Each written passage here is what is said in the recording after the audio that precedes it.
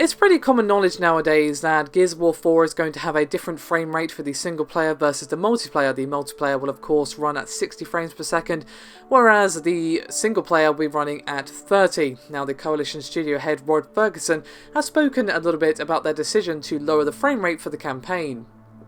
Now, his comments that he's made today, which I will go through in just a second, do kind of tie into some comments he made a few months ago, basically saying how he wanted Gears 4 to be a graphical showcase for the Xbox One, just like the original Gears was for the Xbox 360. And it seems to be with this goal in mind that they have decided to lower the frame rates for the campaign for Gears 4 on the Xbox One. And Fergusson spoke to IGN about their decision to lock that frame rate. And according to him, when you look at a game's performance via frame rate, there are numerous elements that you need to consider. And he said, quote, "It's a notion of wanting to push the visuals as hard as possible in the campaign, and there are also other aspects.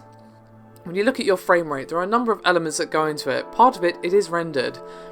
There is a GPU side, but there is also a CPU side, and the number of monsters you want on screen and the number of AI that is running is going to eat up your CPU, and it's going to slow you down."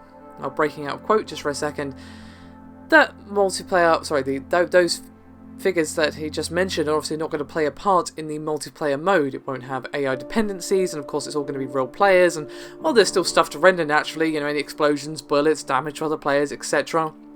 It doesn't have those things that you have in the single player, and you're probably not going to have those scripted events, and probably not going to have as much density in terms of the environment and a few other things as well. Now he continued by saying, quote, "And you can make multiplayer feel a bit cleaner in terms of not having the same object density, and you can kind of scale some of that stuff back." And then regarding the campaign, he basically said their most important goal for the campaign has always been to, quote, "blow people's minds," whereas with the multiplayer, responsiveness is the most important.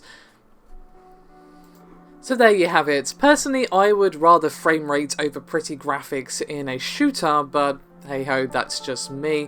That is a very subjective opinion that some people are going to agree with and some others are going to disagree with.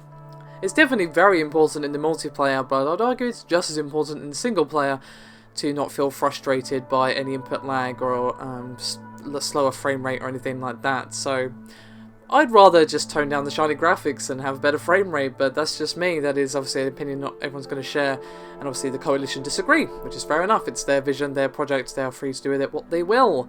Still, I would love to hear some thoughts from you guys. What do you think of their decision to lock the frame rate in the single player and their reasonings behind it? Do let me know your thoughts. Thank you very much for watching. I'll see you next time.